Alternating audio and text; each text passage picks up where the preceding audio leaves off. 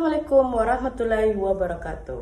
Perkenalkan, nama saya Asara Atila dari Program Studi Pendidikan Islam Anak Usia Dini, Fakultas Tarbiyah dan Ilmu Keguruan, Institut Agama Islam Negeri Kendari. Ya, di sini saya akan menjelaskan pengertian kurikulum dan saya juga akan menjelaskan pengertian kurikulum Merdeka dan K13 dan perbedaan kurikulum Merdeka dan K13 dan ada juga dasar hukum kurikulum Merdeka dan kurikulum 13 dan kita akan juga membahas istilah kurikulum Merdeka dan K13. Sebaiknya kita lanjut ke pembahasan. Baik, pengertian kurikulum.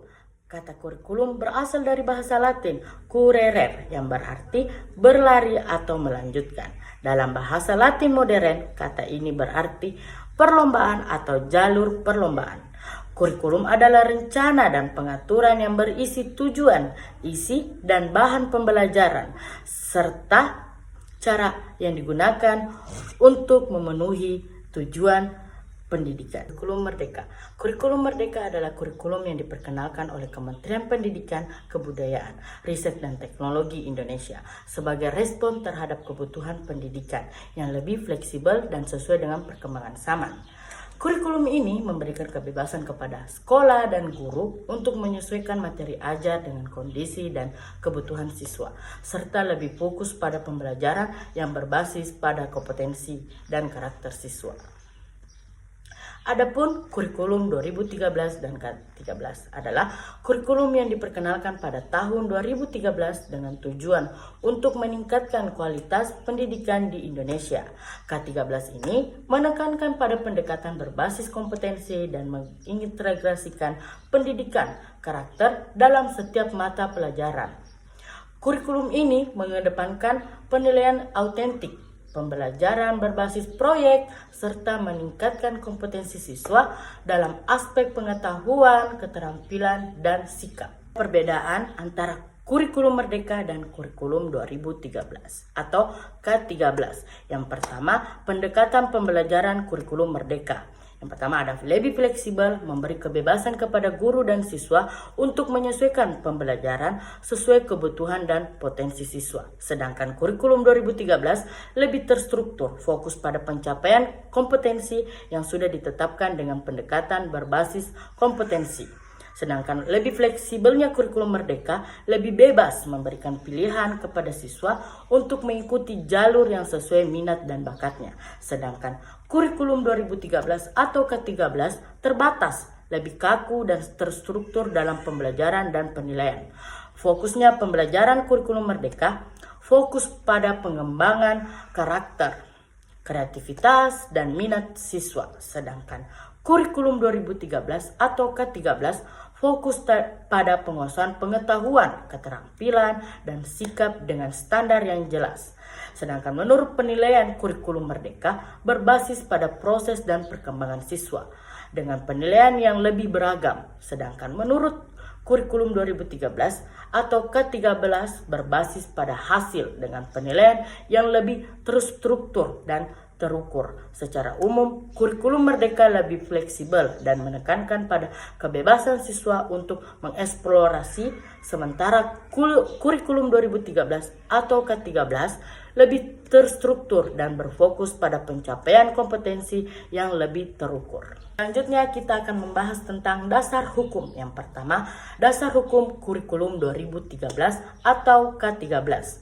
Undang-Undang No 20 Tahun 2003 tentang Sistem Pendidikan Nasional, Peraturan Pemerintahan No 32 Tahun 2013 tentang Standar Nasional Pendidikan, Peraturan Menteri No 81A Tahun 2013 tentang Implementasi Kurikulum 2013. Selanjutnya ada dasar hukum kurikulum Merdeka. Undang-Undang No 20 Tahun 2003 tentang Sistem Pendidikan Nasional, Peraturan Pemerintahan No 57 Tahun 2021 tentang Standar Nasional Pendidikan, Peraturan Menteri No 22 Tahun 2022 tentang Standar Isi Pendidikan Dasar dan Menengah, Peraturan Pemerintah No 57 Tahun 2022 tentang Kurikulum Merdeka. Baik, istilah dalam kurikulum. Kurikulum 2013 atau K13. Yang pertama ada kompetensi inti atau KI. Kompetensi dasar yang harus dicapai oleh peserta didik dalam setiap jenjang pendidikan. Kompetensi dasar atau KD, capaian pembelajaran yang harus dikuasai oleh siswa pada setiap mata pelajaran. Selanjutnya ada pendidikan karakter, itu membantu karakter siswa melalui pembelajaran. Kegiatan ekstrakurikuler dan budaya sekolah. Ada penilaian autentik, penilaian yang berbasis pada pengamatan langsung terhadap kompetensi siswa dalam situasi nyata. Ada pendekatan tematik integratif, pengajaran yang mengintegrasikan beberapa mata pelajaran dalam satu tema.